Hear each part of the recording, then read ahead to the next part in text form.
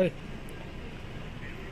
অত্যন্ত দুঃখজনক একটি ব্যাপার এই মুহূর্তে আমাদের রুমের সামনে থেকে হুম অবৈধ বাংলাদেশি যারা আছে হুম তাদেরকে এই মুহূর্তে আপনার মালদ্বীপের ইমিগ্রেশন পুলিশ এসে নিয়ে গেল। দেখতে পাচ্ছেন যারা অবৈধভাবে আছেন মালদ্বীপে, তারা একটু সাবধানে থাকবেন।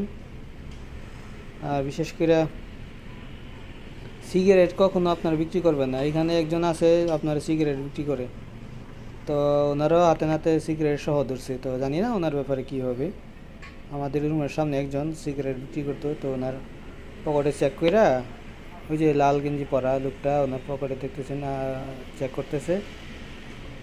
তো পকেটে সিগারেট প্যাকেট আছে, তো জানি না এই ব্যাপারে এরা কি নীতিমালা আছে এই দেশের আইন। তো সবাই সাবধানে থাকবেন, সবাই সুস্থ থাকবেন।